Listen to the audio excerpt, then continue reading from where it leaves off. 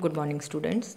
Myself, Dr. Sunana Khatri, Assistant Professor in ABSD, Government PG College, Barmer. Today, we are going to start our new topic, that is median, यानी मध्य का. जैसा कि हमने पहले chart से पढ़ा था कि total measurement of central tendency है, उसको हम 3 कैटेगरीज में डिवाइड करते हैं, जिसमें से एक कैटेगरी हमने देखी थी वह था पोजीशनल एवरेज यानी स्थिति संबंधी माध्य. तो मध्य का जो है वह एक स्थिति संबंधी माध्य है, यानी इसका डिसीजन जो है वो पोजीशन के बेस पर किया जाता है. यह किसी समंकमाला का वह मूल्य है जो कि समंकमाला यानी सीरीज को 2 समान भागों में विभाजित करता है. दूसरे शब्दों में मध्य का आरोही यानी जिसको हम कहते हैं असेंडिंग ऑर्डर यानी बढ़ते हुए क्रम में, छोटे से बड़े के ऑर्डर में, या अवरोही यानी डिसेंडिंग ऑर्डर यानी पहले बड़ा फिर उससे छोटा, इस तरह से जो लिखा होता है, इस क्रम में लिखे हुए विभिन्न मदों के मध्य यानी मिडल की वैल्यू जो होती है वह मध्य का कहलाता है, जिसके ऊपर और नीचे समान संख्या में पदमूल्य स्थित होते हैं. यानी अगर हमें टोटल 9 स्टूडेंट्स की हाइट दे रखी है, तो अगर हम उन स्टूडेंट्स को हाइट के अकॉर्डिंग अगर खड़ा कर दें, एक रो में खड़ा कर दें, तो मीडियन जो है वह कौन सा वैल्यू होगा जो जस्ट सेंटर में एग्जिस्ट करता है.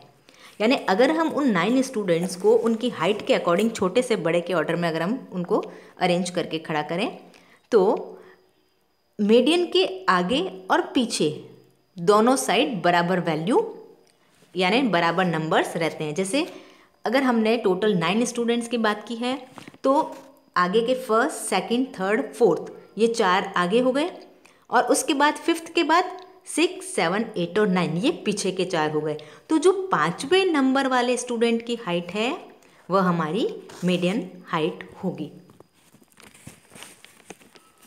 Doctor A.L. बाउले के शब्दों में, यदि एक समूह के पदों को उनके मूल्यों के आधार पर क्रमबद्ध किया जाए, यानी उनकी वैल्यू क्या है, उस वैल्यू के बेसिस पर अगर हम उनको सीक्वेंस में अरेंज कर दें, तो जो लगभग बीच का मूल्य होता है वह मध्य का कहलाता है, जैसा कि मैंने अभी आपको एग्जाम्पल से एक्सप्लेन किया है.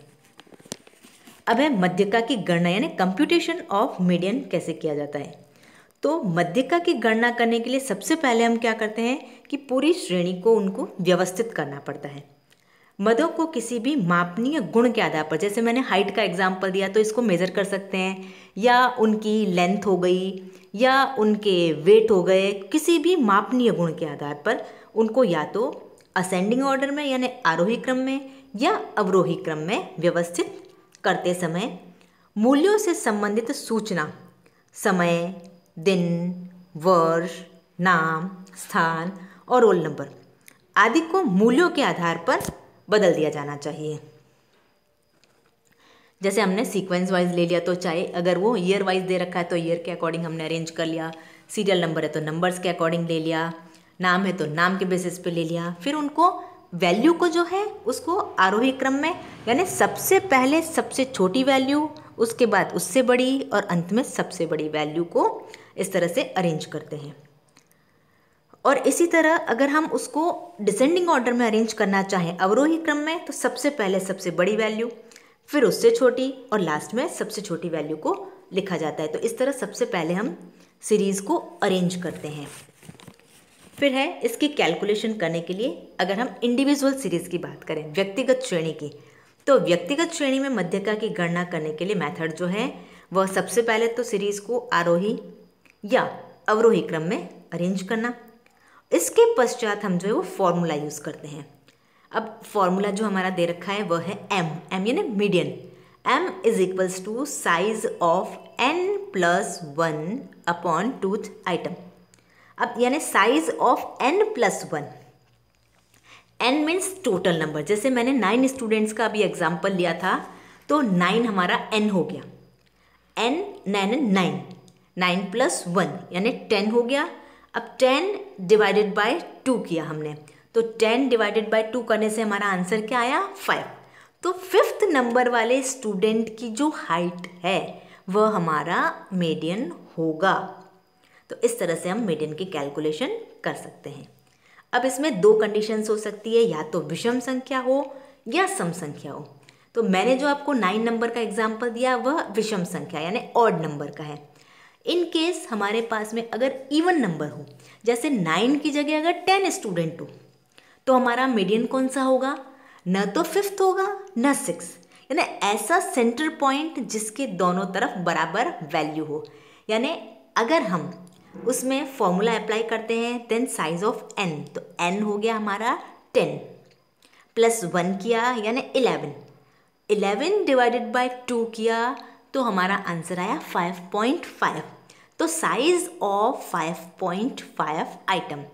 अब क्वेश्चन में हमको न तो 5.5 आइटम की साइज दे रखी है, तो उसके बिना हम मीडियन कैसे कैलकुलेट करेंगे।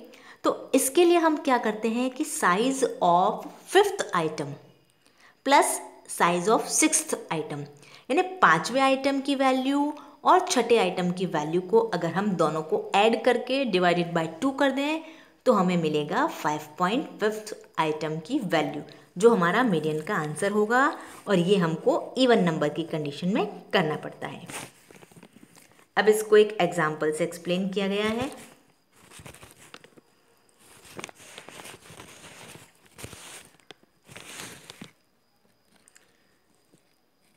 इसमें आपको दे रखा है सीरियल नंबर्स और उसके साथ में ही आपको इनकी इनकम भी दे रखी है।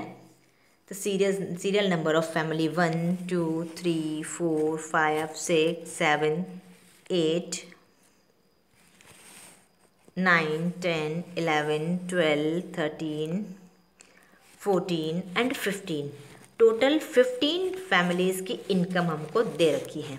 तो सबसे पहले हम इसको जो है नंबर ऑफ फैमिलीज़ को हमने अरेंज किया है। फिर सेकंड कॉलम में इनकी इनकम लिखी है। इसके बाद में थर्ड कॉलम में वापस हमने सीरियल नंबर जो फर्स्ट रो में हमने 8 तक लिखा था, देन नेक्स्ट में 9 10 11 12 13 14 15 तक अरेंज किया है। और उसके बाद लास्ट कॉलम सेम इनकम के लिए है, और इस इनकम को हमको असेंडिंग ऑर्डर में अरेंज करना है। तो हम चेक कर लेंगे कि क्वेश्चन में ये असेंडिंग ऑर्डर में ही गिवन है। अब इसके बाद हम फॉर्मूला अप्लाई करेंगे जो हमने किया है, m is equals to size of n plus 1 upon 2th item. n है हमारा 15, 15 प्लस 1 यानी 16, 16 डिवाइडेड बाय 2 यानी 8। तो साइज ऑफ 8th आइटम। अब अगर हम क्वेश्चन में देखें कि साइज ऑफ 8th आइटम जो गिवन है वह है 1500 इनकम। इट मीन्स हमारा मीडियन आंसर होगा 1500।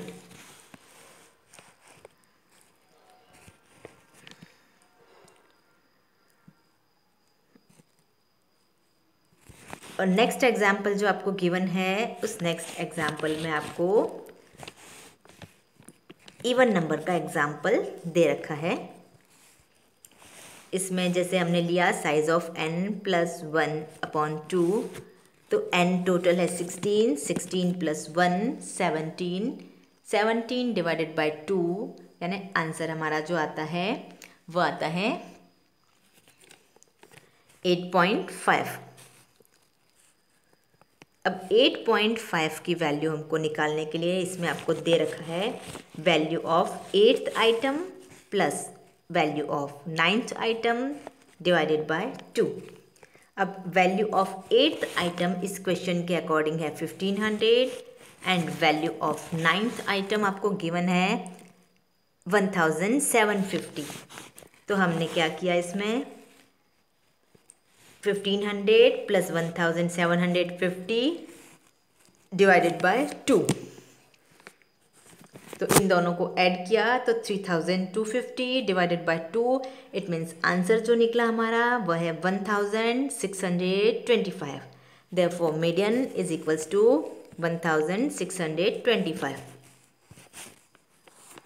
अब है मध्यका की विशेषताएं, कैरेक्टरिस्टिक्स ऑफ मीडियन, यानी मध्यका में क्या क्या गुण होते हैं। सबसे पहला तो है मध्यका एक स्थिति संबंधी माप है, यानी पोजिशनल एवरेज है। ये पोजीशन के बेस पे डिसाइड किया जाता है। सेकंड है मध्यका के मूल्य पर अति सीमांत इकाइयों यानी एक्सट्रीम आइटम्स का प्रभाव बहुत कम होता है। थर्ड है मध्यका की गणना उस दशा में भी की जा सकती है जब श्रेणी की मदों को संख्यात्मक रूप नहीं दिया जा सकता। जैसे हम ब्यूटी कॉन्टेस्ट में कहते हैं कि ये जो है वो ब्यूटीफुल है, देन ये मोर ब्यूटीफुल है, ये मोस्ट ब्यूटीफुल है, तो इसमें हमने नंबरिंग नहीं दिया है, बट हमने उसको जो है वो उनकी क्वालिटी के बेस पे अरेंज किया है। तो इसी तरह से मीडियन उस प्लेस पे भी यूज़ हो सकता है जहाँ पर न्यूमेरिकल पोर्शन आपको नहीं दिया हो। फोर्थ है अन्य माध्यों की भांति मध्यका का गणितीय विवेचन संभव नहीं है, यानी इसमें हम मैथमेटिकल जो है वो कैलकुलेशंस इसके बेस पे और शो नहीं कर सकते हैं। नेक्स्ट फिफ्थ है यदि मूल्यों की संख्या व मध्य का वर्ग आपको गिवन है तो इनके मात्र के विषय में सूचना दी हुई है तो भी मध्यका की गणना संभव है, अर्थात अपूर्ण सूचना से भी मध्यका मूल्य का निर्धारण किया जा सकता है। अब मध्यका के गुण यानी मेरिट्स ऑफ मीडियन। फर्स्ट है बुद्धिमत्ता, सुंदरता, स्वस्थता आदि गुणात्मक विशेषताओं यानी क्वालिटेटिव कैरेक्टरिस्टिक्स जो है उनके अध्ययन के लिए भी अन्य माध्यों की अपेक्षा मध्यका बेटर माना जाता है। सेकंड है मध्यका पर अति सीमांत और साधारण मदों का प्रभाव नहीं पड़ता। थर्ड है मध्यका को ज्ञात करना सरल व सुविधाजनक रहता है और इसकी गणना करना एक साधारण व्यक्ति भी सरलता से समझ सकता है। नेक्स्ट फोर्थ है कभी कभी तो मध्यका की गणना निरीक्षण मात्र से ही की जा सकती है। फिफ्थ है मध्यका को बिंदु रेखीय पद्धति से भी ज्ञात किया जा सकता है, यानी हम इसको डॉटेड लाइन से भी ड्रॉ करके कैलकुलेट कर सकते हैं। नेक्स्ट सिक्स्थ है मध्यका की गणना करने के लिए संपूर्ण संबंधों की आवश्यकता नहीं होती है, केवल मदों की संख्या और मध्य का वर्ग यानी मीडियन क्लास का ज्ञान ही पर्याप्त है। नेक्स्ट है यदि आवृत्तियों की प्रवृत्ति श्रेणी के मध्य समान रूप से वितरित होने की हो तो मध्यका को एक विश्वसनीय माध्यम माना जाता है, यानी जो भी फ्रीक्वेंसीज है वो पूरी सीरीज के लगभग सेंटर में एग्जिस्ट होती है तो मीडियन बेस्ट माना जा सकता है। नेक्स्ट है मध्यका सदैव निश्चित एवं स्पष्ट होता है, वह सदैव ज्ञात किया जा सकता है, ऑलवेज ये फिक्स और क्लियर होता है। नेक्स्ट है मध्यका अधिकतर श्रेणी में दिए गए किसी मूल्य के समान ही होता है, यानी जो सीरीज है उसकी वैल्यू के सिमिलर ही मध्य का मूल्य आता है। अब है मध्यका के दोष, डीमेरिट्स ऑफ मीडियन। फर्स्ट है मध्यका की गणना करने के लिए कई बार श्रेणी को हमको अरेंज करना पड़ता है, असेंडिंग और डिसेंडिंग ऑर्डर में अरेंज करना होता है जो कंपैरेटिव जो है डिफिकल्ट वर्क है, यानी मतलब कठिन कार्य है। सेकंड यदि मध्यका तथा मदों की संख्या दी गई हो तो भी इनके गुणा करने पर मूल्यों का कुल योग ये प्राप्त नहीं किया जा सकता, जैसा कि हम समांतर माध्य यानी अर्थमेटिक मीन में करते हैं कि x बार इंटू एन करते हैं तो हमको सिग्मा x मिल जाता है, परंतु मध्यका में अगर हम मीडियन की वैल्यू m इंटू एन करेंगे तो वो सिग्मा x नहीं होता है। नेक्स्ट थर्ड है मदों का अनियमित वितरण होने पर यानी इनसिमेट्रिक जो असिमेट्रिक डिस्ट्रीब्यूशन होने पर मध्यका प्रतिनिधि अंक प्रस्तुत नहीं करता और निष्कर्ष जो है वो भ्रमपूर्ण निकलते हैं। जैसे एक विद्यार्थी को 5 सब्जेक्ट्स 5 विषयों में क्रमशः 20, 10, 3, 1, 0 अंक प्राप्त हुए। इनमें मध्य का अंक 3 है। अगर इनको हम असेंडिंग ऑर्डर में डिसेंडिंग ऑर्डर में अरेंज करें, डिसेंडिंग ऑर्डर में अरेंज करके आपको दे रखा है तो इनमें सेंटर की वैल्यू जो है वो है 3, तो मीडियन अंक जो है हमारा 3 होता है जो कि उचित प्रतीत नहीं होता है, इसलिए रिजल्ट जो है वो भ्रमपूर्ण निकलता है।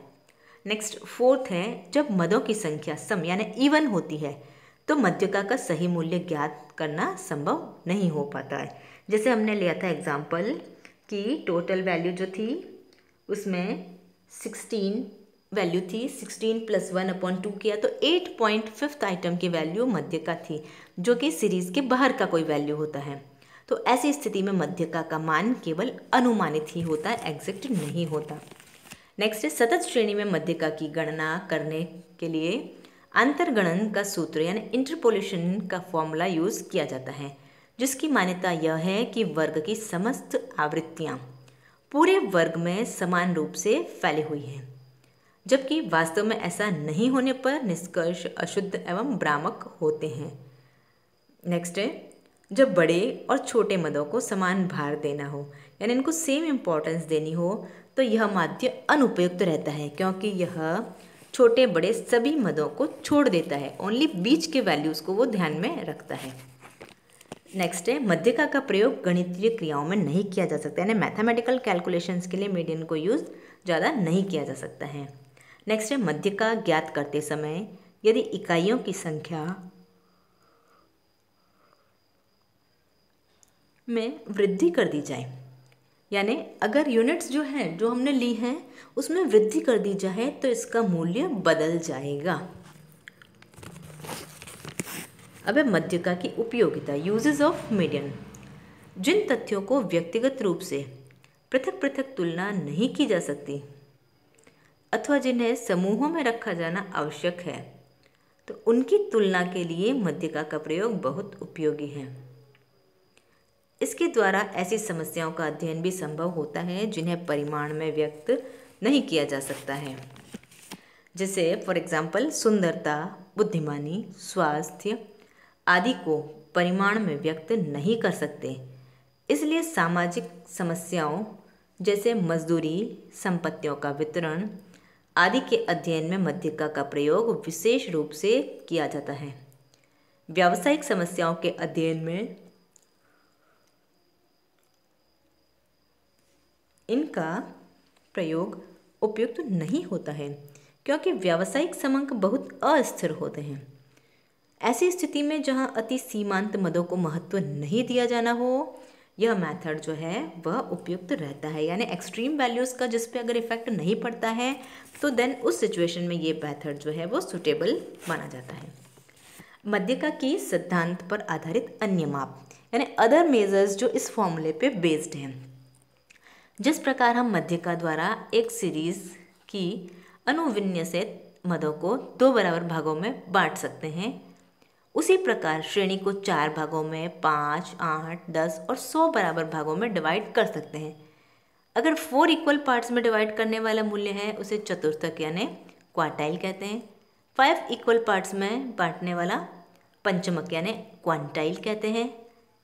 नेक्स्ट 8 भागों वाले मूल्य को अष्टमक यानी ऑक्टाइल, 10 वाले दशमक डेसाइल एंड 100 भागों वाले में बांटने वाले मूल्य को शतमक यानी परसेंटाइल कहते हैं। अब एक आपको जो इसका चार्ट दे रखा है,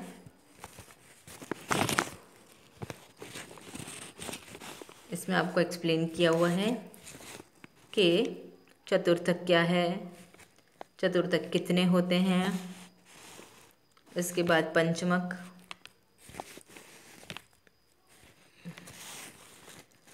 नेक्स्ट है पंचमक यानी क्वांटाइल।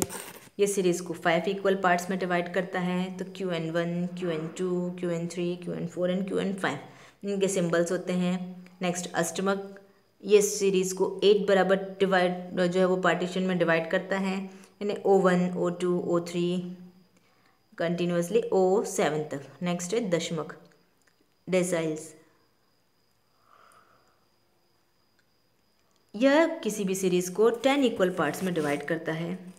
नेक्स्ट है शतमक यानी परसेंटाइल, ये सीरीज़ को 100 बराबर पार्ट्स में डिवाइड करता है। इसके अलावा जो है चतुर्थक, द्वितीयक चतुर्थक यानी Q2, चौथा अष्टमक यानी Q4 और पांचवा दशमक यानी D5 तथा 50वां शतमक यानी P50 का मूल्य मध्य का मूल्य कहलाता है।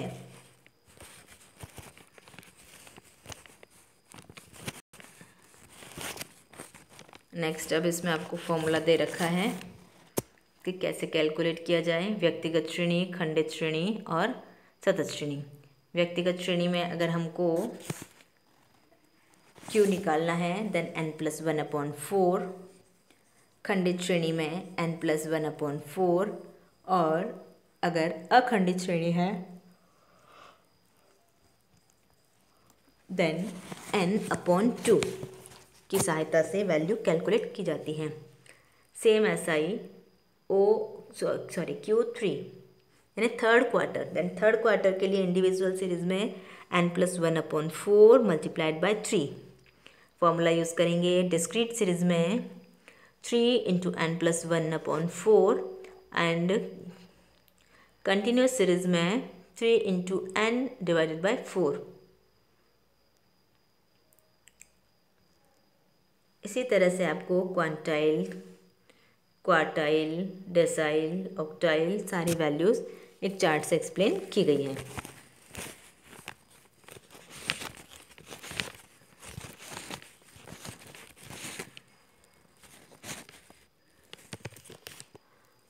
अब इसके बाद में आपको जो दे रखा है यानी O7 अगर आप कैलकुलेट करना चाहते हैं तो हम फॉर्मूला क्या अप्लाई करेंगे, n+1/4 multiplied bye 7। Octyl then 8।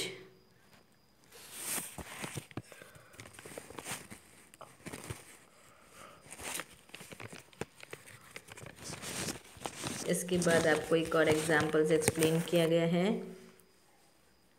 Family income दे रखी है आपको और आपको कैलकुलेट करना है 5वां अष्टमक, 7वां शतमक, 30वां शतमक आदि। तो इनके लिए भी सेम फॉर्मूला अप्लाई होगा। n+1/4 आइटम, n हमारा 15 दे रखा है, 15 + 1/4 = 4th आइटम। तो हम इसमें देख रहे हैं कि size of 4th item is 160, therefore our median is 160। इसी तरह हमको सारी वैल्यूज़ कैलकुलेट करनी है। Thank you.